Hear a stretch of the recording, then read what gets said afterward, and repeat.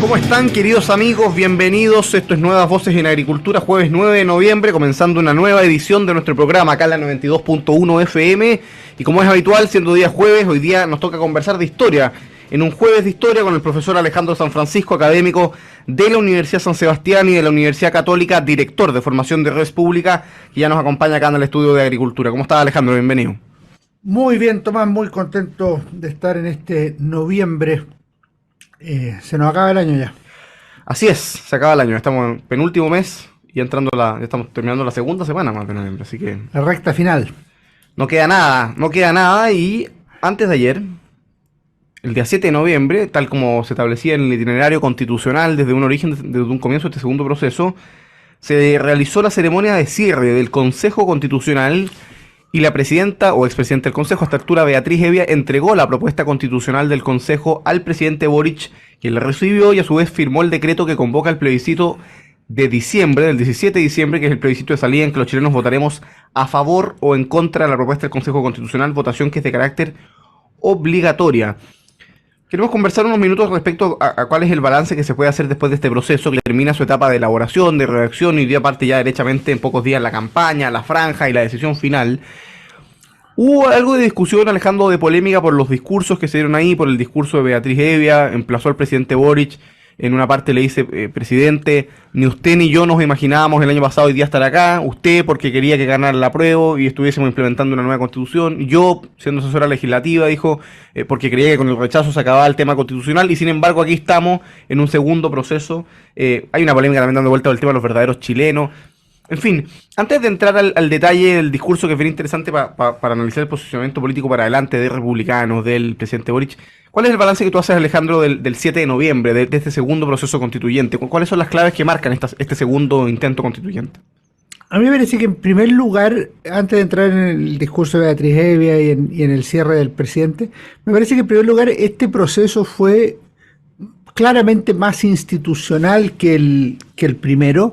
Es una casualidad que se cumplan 4 años del 18 de octubre, 15 de noviembre, durante el cierre del proceso, pero evidentemente el asambleísmo, el octubrismo, no pensaba que se iba a clausurar de esta manera el proceso. Y lo que hemos visto este año es una fórmula mucho más, voy a decirlo primero con esta palabra, más fome, más normal, menos polémica en términos no solo internos, o sea, del órgano constituyente, sino que también a nivel nacional, porque ha habido, creo yo, una gran desafección ciudadana hacia la Constitución, hacia la idea de hacer una nueva Carta Fundamental, y todo eso que los partidos políticos le asignan tanta importancia. Creo yo que con algún nivel de razón, la forma es más discutible, pero evidentemente las preocupaciones de la ciudadanía, cada día vemos que no se están cumpliendo, particularmente en términos de delincuencia y de calidad de vida. Y hay temas que son muy, muy dramáticos y dolorosos, que no han tenido la cobertura, el interés político, el interés gubernamental que han tenido los procesos constituyentes. Entonces, en ese sentido, yo creo que lo primero es que ha sido una trayectoria bastante sencilla, simple, y ha cerrado de una forma, como se esperaba, institucional, sin grandes polémicas, y con los alineamientos más o menos previsibles. Los que estuvieron a favor de la Constitución, de la Convención, hoy día están en contra. Los que estuvieron en contra hoy día están a favor, en términos de partidos políticos fundamentalmente, aunque hay descuelgues, divisiones y algunas otras cosas.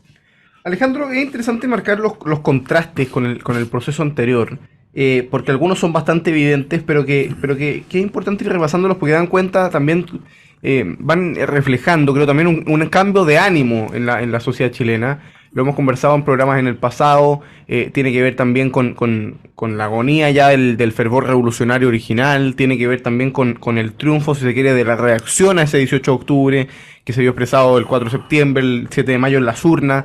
Hay diferencias que son de forma, evidentemente, basta ver la ceremonia de cierre del Consejo, y uno se acuerda de esa ya lejana ceremonia del 4 de julio original, la Convención Constitucional con la pifiadera al himno nacional, en fin, los discursos de la presidenta Loncón refundando Chile. La verdad es que las diferencias de forma son bien interesantes, pero también las de fondo, porque el texto es muy distinto, porque las mayorías son muy distintas, porque la circunstancia del país también probablemente es bastante distinta. ¿Cuáles serían algunos elementos a tu juicio relevantes que den cuenta del contraste o bien de las similitudes que tú identifiques entre ambos procesos constituyentes? Yo pienso que los dos procesos me parece a mí que nacen del 18 de octubre, o sea, la pulsión constituyente nace a partir de la crisis institucional y la revolución de octubre de 2019 y en alguna medida tiene su origen en el acuerdo por la paz y la nueva constitución.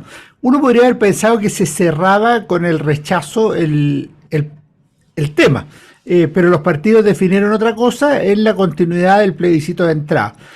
Lo cual es curioso porque si llegara a triunfar el en contra en diciembre, lo que debería haber es un tercer proceso constituyente, como lo anunció el presidente Boric en alguna manera. Hay que tener procesos hasta que se apruebe. No va a ser así, eso lo podemos asegurar.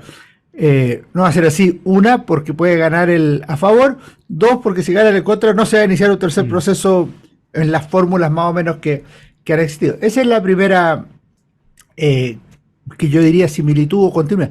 Pero lo principal es que hay muchas diferencias. La primera es que el proceso inicial se hizo contra los partidos, y los partidos prácticamente resignaron su posibilidad de influir decisivamente en el órgano constituyente, en la convención. La convención, asimismo, en un buen porcentaje se autodefinió como constituyente originaria.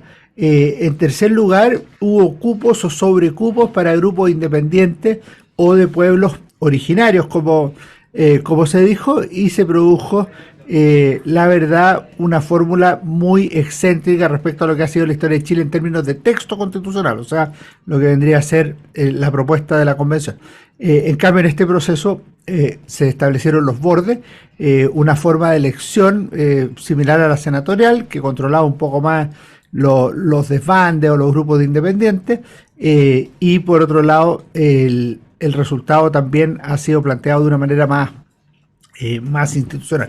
O sea, la gran diferencia es que el 18 de octubre se hizo de una manera popular, claro, incluso anárquica contra los partidos del Congreso y el presidente de la República. Este segundo proceso se hizo para cuidar esa eventual explosión popular. Ahora, al final el que juzga el pueblo se manifestó contra la primera propuesta constituyente. Vamos a ver qué resuelve la segunda. Alejandro, entremos a la ceremonia, que es interesante, la ceremonia de cierre, no solo por la ceremonia, digamos, sino por los discursos, ¿no? Porque han generado debate, lo comentábamos hace algunos minutos.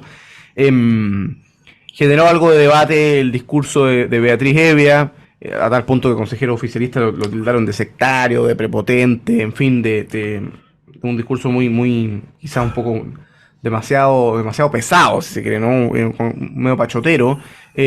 Por supuesto, los consejeros del Partido Republicano de Chile Vamos al revés, reivindicaron el discurso, bien, lo que era un poco lógico. Habló también el presidente Boric en una lógica bien surfeando el tema constitucional, diciendo una obviedad: si esto se aprueba, yo me voy a encargar de implementarla, como si eso fuese un gran regalo que nos hace el presidente en circunstancias que es su deber constitucional. Con la decisión que tomó el gobierno estratégica o táctica de no asociar al presidente Boric con ninguna opción, en el entendido de que si se asocia con la opción en contra, favorece la opción a favor, ¿no? Que quizás es la muestra más clara de debilidad del gobierno. ¿Cómo viste esos discursos, al margen de la polémica del tema de los verdaderos chilenos, que me interesa conversarlo al final porque hay una cuestión histórica que es interesante entender? ¿Cómo viste ese cierre, no? ¿De qué da cuenta el cierre del proceso constituyente? No, el cierre primero muestra el surgimiento de un liderazgo importante, que es el de Beatriz Hevia, el que no solo por el discurso, que puede ser criticado o felicitado, eso es parte de los afectos, de las cosas que uno destaca o que uno critica, eso es parte de eso. Pero la verdad es que Beatriz Hevia ha tenido una participación bastante destacada en lo que fue el Consejo Constituyente y logró generar tras de sí un liderazgo relevante, y como es muy joven es probable que eso se proyecte en el futuro. Esa sería por lo menos mi forma de ver el tema, con prescindencia de lo que tú dices que vamos a conversar al final. En segundo lugar, yo discrepo que el presidente Boric no haya tomado posición. El presidente Boric claramente tomó una posición en contra del texto constitucional. Lo que ocurre es que no va a hacer campaña al respecto como lo hizo a favor del texto de la Convención Constituyente, que es una cuestión distinta, cómo manifiesto mi postura. Y eso sí tiene que ver con las eventuales consecuencias de explicitar la posición. Pero el gobierno, los partidos de gobierno están todos unidos para rechazar esta Carta Fundamental. Y la razón es muy simple, porque esta carta es muy distinta a la del 4 de septiembre pasado, que el gobierno se comprometió explícitamente a apoyar. Entonces, es evidente que la lógica de participación gubernativa en este proceso es muy distinta al que tuvo antes del plebiscito del 4 de septiembre de 2022, pero me parece que la posición está tomada de parte de la autoridad de gobierno, está tomada de parte de los partidos de gobierno, y así se ha ido reflejando en las últimas semanas. Dicho eso, yo creo que es bastante lógico que así ocurra, no era esperable otra orientación, no era esperable que el Partido Comunista o el Frente Amplio se jugaran por el apruebo. Yo tengo la impresión que hay sectores del gobierno que se bajaron el mismo 7 de mayo del proceso, o sea que al ver la composición, el éxito abrumador e inesperado a esta misma fecha del año pasado, no tanto poco antes de la elección, de republicanos, me parece que ellos vieron que la cosa no iba a ser como en la primera fórmula constituyente.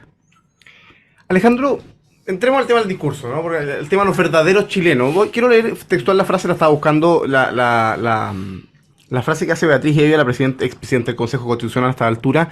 Dice: más allá de cualquier diferencia política, estoy citando, es urgente entender que los verdaderos chilenos, los chilenos honrados y pacíficos, los de trabajo, anhelan con esperanza, quizás sin saberlo, que se cierre este proceso constitucional. Generó mucha discusión el tema de los verdaderos chilenos, algunos acusaron un intento por distinguir o dividir a los chilenos entre los verdaderos y los falsos chilenos, en fin.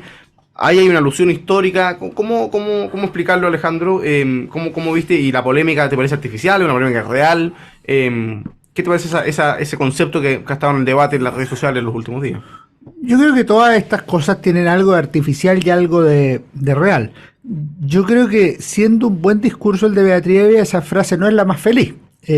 A mí me parece que una persona es tan verdadero chileno si es que está a favor de cerrar el proceso constituyente como si está a favor de mantenerlo. Lo que pasa es que por distintas razones habemos quienes creemos que esto debiera haberse cerrado hace rato ya. Y alguien podría haber dicho: oye, esto debería haberlo hecho el Congreso Nacional y no este nuevo órgano constituyente, o lo debería haber hecho el Congreso Nacional en el primer proceso y no en el segundo, o quienes votaron en contra o a favor de hacer una nueva constitución son los verdaderos chilenos. No, yo creo que los verdaderos chilenos pueden tener posiciones discrepantes, y en este sentido, yo en lo personal creo que no hay que hacer calificativos de esa naturaleza, es decir, calificativos de que los verdaderos chilenos piensan A, luego los que piensan B son o falsos chilenos o no verdaderos chilenos o tienen una postura distinta. O sea, si a mí me preguntaran, yo trataría de eliminar ese tipo de fórmula. Y además tiene un error político, práctico. Lo que nos quedamos discutiendo es el tema de los verdaderos chilenos. Y me parece que lo que dice, el tema de fondo que plantea Beatriz Evia, es el resto de lo que tú leíste. O sea, de lo que los chilenos quieren, los chilenos de trabajo, los chilenos de paz, quieren cerrar este proceso para recuperar las bases del progreso nacional, para poder sacar adelante a sus familias, para poder ver en Chile un país donde la prosperidad sea una legítima aspiración y no un sueño frustrado o un recuerdo del pasado. Entonces yo creo que esas cosas a la larga, cuando uno se entusiasma retóricamente, termina desviando la atención de lo esencial. Y lo otro es que uno siempre tiene que pensar que va a haber gente que va a leer los discursos políticos de muy buena fe, o sea, tratando de captar lo esencial, y otros que van a tratar de buscar la frase, la coma, quién dijo esto, para encontrar el error. Y en ese sentido yo creo que ella, que es una política joven y talentosa, más adelante podría cuidar mejor ese tipo de frases. Ojo que esa frase verdadero chileno la han ocupado gente de izquierdas y de derechas en el siglo XX, no hay aquí una propiedad sobre ese tipo de frase. Y también uno podría decir: oye, pero esto nos descalificaron como verdaderos chilenos. Sí, eso pasa. por eso es mejor respetar las distintas posturas. Termino con una cosa, Tomás. Tú sabes que yo me he encontrado esta semana cuando le dicen, he visto que alguien le dice a otro, oye, tú que eres inteligente, supongo que estás a favor, o supongo que estás en contra. Bueno, si una persona inteligente puede estar a favor o en contra. Lo que pasa es que pondera cosas distintas para tomar su decisión política. No lo hace más inteligente o más torpe, o más buena persona o más mala persona. Entonces, en eso por lo menos yo creo que hay que tener la suficiente flexibilidad, capacidad intelectual, respeto por la idea ajena para no andar descalificando posturas políticas. Hagamos la primera pausa comercial en esta conversación de Jueves de Historia, aquí con Alejandro San Francisco, académico de la Universidad San Sebastián y de la Universidad Católica, director de formación de Red Pública. En pocos minutos volvemos para seguir conversando, por supuesto, de lo que fue el cierre del proceso constitucional, lo que viene para adelante también en esta etapa final, caminando ya en camino al plebiscito del 17 de diciembre. En pocos minutos estamos de vuelta en Nuevas Voces. Estamos de vuelta, queridos amigos, con su programa Nuevas Voces en Agricultura. Estamos conversando en este Jueves de Historia con Alejandro San Francisco, académico de la Universidad de San Sebastián y de la Universidad Católica, director de formación del Instituto de Red Pública.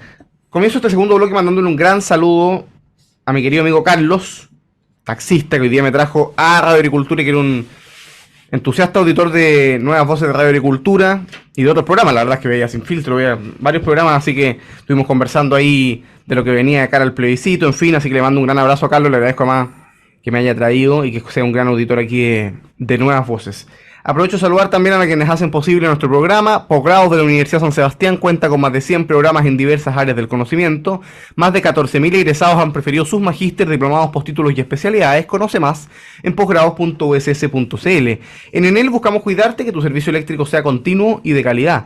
Por eso, si sabes de un hurto de cables que haya generado corte de electricidad en tu barrio, puedes denunciarlo de manera anónima al 600-696-0000. Ayúdanos a evitar esta práctica ilegal y a mantenernos seguros con Enel. Lo mejor de trabajar en BCI es que puedes contribuir desde tu propósito a hacer una diferencia en la vida de las personas y de la comunidad. Y Carlos Herrera, máster en aceros y más, administrada por la segunda generación familiar, te espera en sus sucursales con una atención especializada para apoyar en todo lo que necesites para la realización de tus proyectos. Más información en carlosherrera.cl. Encuentra todas las noticias y la información contingente en un solo lugar con Capital Play. AFP Capital, queremos ser tu AFP. Alejandro, tú comentabas en una de los primeros minutos de la conversación que efectivamente cara al plebiscito se habían posicionado las fuerzas políticas prácticamente en los mismos ejes que en el plebiscito del año pasado, pero con opciones alternadas, ¿no? Quienes estuvieron por el rechazo de la propuesta de la Convención Constitucional el 4 de septiembre, hoy día están por el a favor, vale decir, amarillos, demócratas, los partidos de Chile Vamos y el Partido Republicano, y por el contrario, los que estuvieron por el apruebo de la propuesta de la Convención Constitucional hoy día están por el en contra, ¿no? Los partidos del Frente Amplio, el Partido Comunista, el PS, el PPD y la ADC, es decir, la izquierda si quiere oficialista o pseudo-oficialista. Con eso en la cabeza, ¿cómo te parece que se va a desarrollar? Ya quedan pocos días para que parta la campaña, vienen las franjas, por supuesto vienen los programas de debate, es decir, de algún modo va a ir subiendo la calentura, va a ir subiendo la temperatura, ¿no? del tema constitucional, y va a empezar a la gente a tomar posición, empiezan a circular más encuestas. ¿Cómo ves el desenlace de este proceso en 5 semanas que van a ser probablemente muy intensas? A mí me parece que los partidos que tú has mencionado y los partidos de oposición tienen una influencia muy directa o se retroalimentan con esa población que suele votar o que solía votar cuando el sufragio era voluntario. De manera tal que uno puede decir que el 20, 25% o ese rango representan esos partidos de izquierdas de distinta naturaleza. Y lo mismo pasa respecto de las derechas. Y eso es lo que ellos movilizan. Aquí el tema de fondo es que hay un 50%, obviamente los números no son exactos, que van a votar obligados, o sea que lo que los hace votar es la obligatoriedad del voto. Y ellos no son controlados ni por Renovación Nacional, ni por el Partido Socialista, y mucho menos por partidos de escasa representación como el PPD o la Democracia Cristiana. O sea, la verdad es que lo que se está jugando aquí es una elección importante, pero con desafección ciudadana, de manera que hay que ver cómo hacer que esos millones de electores que no están definidos políticamente por el apruebo o por el rechazo, que no van a leer la Constitución en general, se manifiestan a favor o en contra el 17 de diciembre. Y a mi juicio, en eso tienes toda la razón. O sea, a medida que se vayan calentando los motores, a medida que la campaña avance, que la franja electoral vaya surtiendo efecto, se puede inclinar en una u otra dirección. Hoy día es claro, o me parece que son claros dos cosas. La primera es que hoy día el en contra tiene más votos que el a favor. Pero la segunda variante es que el a favor va creciendo y el en contra está detenido o reduciéndose. Bueno, dicho eso, significa que de aquí a las 2 semanas previas, o sea, al 3 de diciembre, cuando se dejan de conocer las encuestas, Claro. Es probable que estemos en una fórmula bastante más equilibrada en términos de enfrentar el plebiscito del 17 de diciembre. Y eso no solo por los partidos, sino que por cuánto le empiezan a hacer efecto a la ciudadanía el contenido de las propuestas de la Constitución. Aunque, con esto cierro, aunque la población yo creo que tiene bastante claro algo que los políticos, algunos al menos, no tienen bastante claro, que la Constitución no va a solucionar los problemas de miseria, delincuencia, falta de inversión y de trabajo que existe actualmente en el país. La mala calidad de la educación está instalada y eso se hizo con la Constitución anterior, con malas leyes en el Congreso Nacional y así sucesivamente, de manera tal que si no hay un cambio copernicano en la sociedad chilena, la verdad es que la Constitución puede ser la que hemos tenido, que nos permitió progreso y nos permitió decadencia, o la que vamos a tener, que también nos puede llevar en una u otra dirección. Alejandro, ¿cómo ves la posición del gobierno del presidente Boric y de las izquierdas? Durante la semana, a inicio de esta semana, hubo un análisis de algunos analistas o intelectuales o en fin, que planteaban esta idea de que la izquierda a todo evento sería derrotada el 17 de diciembre porque, según ellos, una tesis que yo no comparto, pero según ellos, si gana el a favor, evidentemente la izquierda pierde por estar en la posición en contra y oponerse al Consejo Constitucional, pero si gana el en contra, que es la posición que está promoviendo el oficialismo, las izquierdas en Chile, también se verían derrotados porque en la práctica estarían validando la Constitución del 80 y por lo tanto habrían perdido, digamos, toda la pelea por la nueva Constitución y por lo tanto sería esto una derrota a todo evento y, a contrario censo, una victoria a todo evento de las derechas. ¿Compartes ese análisis? Por supuesto que no. Es evidente que el gobierno ha sido derrotado en múltiples ocasiones, pero cuando tú tomas una posición, sea la que sea, y defiendes esa posición y esa posición obtiene más votos, eso no es una derrota en sí, aunque no sea el ideal que tú buscabas. Lo que pasa es que a la izquierda, particularmente a la izquierda más dura, al Partido Comunista, al Frente Amplio, al presidente Gabriel Boric, a muchos de sus ministros, les toca una coyuntura que jamás imaginaron, elegir entre una constitución de, llamémoslo así, Pinochet, Jaime Guzmán, que ellos consideran ilegítima, una constitución de Ricardo Lagos, a quien desprecian. O sea, cuando el presidente Boric nombró a los grandes estadistas de Chile, se preocupó especialmente de nombrar a Patricio Elwin y a Michelle Bachelet y de excluir a Ricardo Lagos. O esta constitución nueva donde fueron una clara mayoría, estando en el gobierno. De manera tal que tienen que elegir entre dos opciones que no eran las deseadas. Pero hay que esperar una cosa. ¿Qué votó la gente el 4 de septiembre pasado? O sea, pongámosle que esa fórmula que tú dices es verdad. El 4 de septiembre pasado, la gente votó entre dos constituciones. Entre la constitución que promovía la convención y la vigente. Y la vigente. Y ganó la vigente. ¿Y qué pasó después? Nuevo proceso constituyente, nueva discusión. O sea, no necesariamente se cierra el proceso por el triunfo de la constitución vigente. Y eso hay que tenerlo muy claro porque el alcalde Jadwe y otras personas ya han amenazado con una asamblea constituyente 3.0 y así yo creo que están con la clara intención de seguir. Termino con una idea. Tú sabes que yo creo que el gran derrotado no va a ser el gobierno. Yo creo que el gran derrotado ha sido Chile. Sí, lo que hay que analizar de fondo es que desde hace varios años Chile había ralentizado su capacidad de progreso.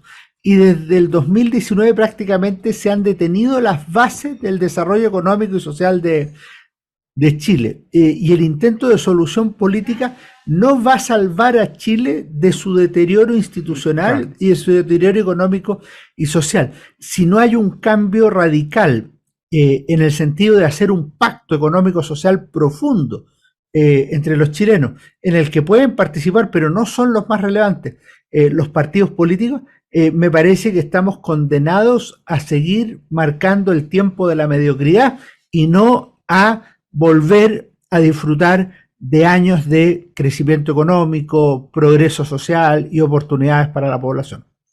Alejandro, una última pregunta antes de irnos a la pausa, ¿no? Tú bien comentabas un dato que está dando vuelta, ¿no? Y es que las principales encuestas el en contra sigue por encima del a favor, estancado bajando, el a favor en cambio tiene una tendencia importante al alza. Se han ido posicionando efectivamente las fuerzas del rechazo del año pasado por el a favor, pero hay efectivamente grupos escépticos al lado de la derecha, ¿no? Personas cuyos líderes naturales, si se quiere, están por el a favor, pero que no han seguido a sus líderes en esta pasada y que se han mantenido bastante escépticos por la idea, principalmente, y me interesa conversarlo, lo hablábamos ayer también con el profe Silva en el programa. Hay muchos que efectivamente acuden como a la legitimidad de origen del proceso, ¿no? Dicen, a mí nadie me preguntó esto, yo no quería este proceso, por lo tanto, yo voy a votar en contra. ¿Qué te parece ese análisis? Yo he dicho varias veces que en realidad ese análisis es un análisis que puede estar bien. Yo también estuve en contra de este proceso, todos los que nos escuchan lo saben, digamos. Pero el proceso es una realidad y hoy día la votación de diciembre no es sobre un proceso. Puede ser en parte sobre un proceso, pero si usted quiere votar en contra del proceso, vote nulo, no lo legitime, no elija una de las opciones que el proceso le impone.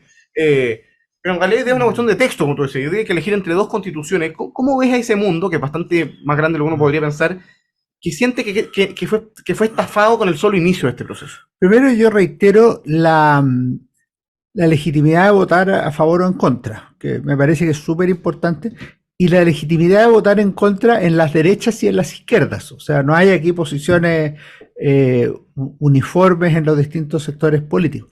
Pero fíjate que esta discusión es tomada eterna y es clave que las personas tratemos de obrar con rectitud.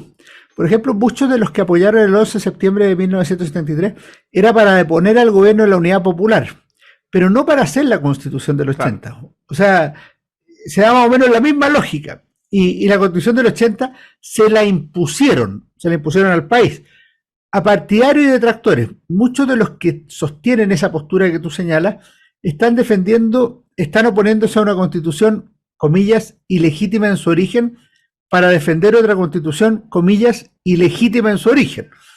Mientras otros favorecen el proceso ilegítimo en su origen para oponerse a otro ilegítimo en su origen. O sea, claro, al final lo que hay que entender es que las constituciones en Chile se han hecho después de procesos como guerras civiles, golpe de Estado o la Revolución de Octubre de 2019. Eso no los hace buenos, los hace reales. Claro. Y lo segundo es que hay que ser consistente. Si yo me opongo por vicios de origen a una constitución, sea la que sea, me opongo a todas, no necesariamente al único proceso que no me gusta.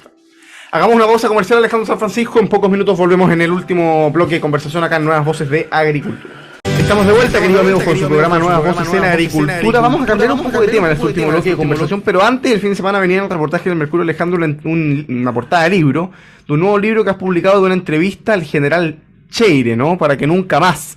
Cuéntanos un poco de este nuevo libro que has lanzado, que es una verdadera entrevista al general Cheire. Muchas gracias, Tomás, por la pregunta. Este es el libro Para que nunca más, conversaciones con Juan Emilio Cheire. Este es un libro que publicó Editorial Planeta, a quien desde ya agradecemos, y fue una larga conversación con el general Cheire que iniciamos el 2018 y terminamos este 2023. Y a mí me pareció relevante entrevistar a una de las figuras más importantes del ejército chileno en las últimas décadas, comandante en jefe de la institución entre 2002 y 2006, con una destacada trayectoria, y la idea era conocer y comprender la época en que él estuvo al interior de la institución, desde comienzo de los años 60 hasta la primera década del siglo XXI, es decir, cubrimos casi 5 décadas de historia, y el objetivo es conocer y comprender, por una parte, la historia del ejército de Chile y por otra parte, la historia de Chile en general. Este libro, felizmente, ahora está en librerías y me parece que para los que les interese la historia, la actividad política, la vida militar del país, puede ser una buena contribución para que nunca más conversaciones con Juan Emilio Cheire, que es un libro que me tocó a mí editar. Yo hice todas las entrevistas y por supuesto es un aprendizaje grande de historia en lo personal como parte del proyecto Historia de Chile 1960-2010 de la Universidad de San Sebastián. Alejandro, nos vamos a cambiar nuevamente de tema, ¿no? Pero hoy día, 9 de noviembre, son 34 años de la caída del muro de Berlín, que es un tema bien, bien interesante. Nos ha tocado conversarlo en el pasado. Primero, ¿qué significó en pocos minutos la caída del muro de Berlín en 1989? Un día como hoy, efectivamente, en 1989, de una manera lo más inopinada, lo más impensada, producto de una declaración de un funcionario de Alemania Oriental, la gente se empezó a desplazar hacia el muro porque este funcionario había dicho se puede cruzar sin permiso a Alemania Occidental.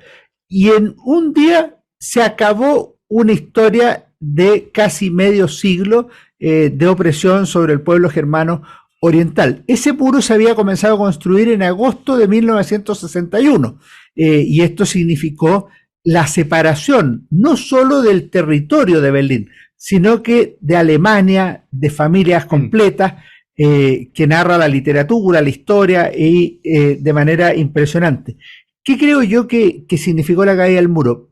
Significó el comienzo del efecto dominó para la caída del mundo comunista en Europa Central y del Este, que terminó obviamente con la disolución de la Unión Soviética. Y esto de la Guerra Fría, que enfrentaba por una parte en el mundo a la Unión Soviética con Estados Unidos y en cada sociedad a distintas posiciones, terminó definiéndose en contra del comunismo, que parecía tan hermético, tan capaz, tan duro en los años 50 y 60 y que de repente se empezó a desmoronar por dentro. Yo estoy convencido que ese desmoronamiento parte en 1961 con la construcción del muro de Berlín, porque si tú tienes que construir un muro para que la gente no se arranque, no se escape, la verdad es que estás con un problema muy, muy serio. Y en las discusiones internas para construir el muro, uno de los argumentos fue: nos vamos a quedar sin jóvenes, porque los germanos orientales preferían ir a Alemania Occidental, Alemania que efectivamente tenía un régimen democrático, republicano, porque estimaban que ya iban a tener no solo libertad, sino que mejores condiciones de vida, de prosperidad, como efectivamente fue después de la Segunda Guerra Mundial. Y esto prueba, para terminar, una cuestión que muestran Acemoglu y Robinson en su famoso libro ¿Por qué fracasan los países? Que dos países con el mismo territorio, la misma raza, la misma ubicación geográfica y la historia común, uno prospera y el otro queda decadente. Y lo que desnivela son las instituciones políticas abiertas por una parte y las instituciones económicas de libre mercado por sobre el totalitarismo que existía en Alemania oriental o comunista. En esto tuvo gran importancia una figura que terminó sus días en Chile, Erich Honecker, y terminó anunciando que el próximo año, a comienzos de año, viene un libro notable de un gran historiador y amigo que se llama Cristian Medina, que es sobre Erich Honecker precisamente. Alejandro, tú traes una recomendación del libro, como es habitual para nuestros auditores. Nos quedan 3 minutos de programa, pero por supuesto alcanzamos a recomendarle una buena lectura sobre este tema a quienes nos escuchan hoy día en Nuevas Voces. Claro, pues mirando qué libro podíamos recomendar, dijimos un libro del día. El muro de Berlín, el final de una época histórica, de Dionisio Garzón, que fue un diplomático español, y me parece que este libro cubre muy bien la historia del muro de Berlín, desde la construcción que yo mencionaba hasta la caída del muro. Es súper interesante que aparecen esos dos discursos notables, uno de Kennedy a comienzos de la década del 60 y el otro de Ronald Reagan en la segunda mitad de la década del 80, mostrando el muro y diciendo que es una vergüenza. Así se le llamó también, muro de la vergüenza. Y Este libro cuenta con un estudio preliminar mío y también con un prólogo de Jorge Sandrock, director de la Fundación Hans Seidel.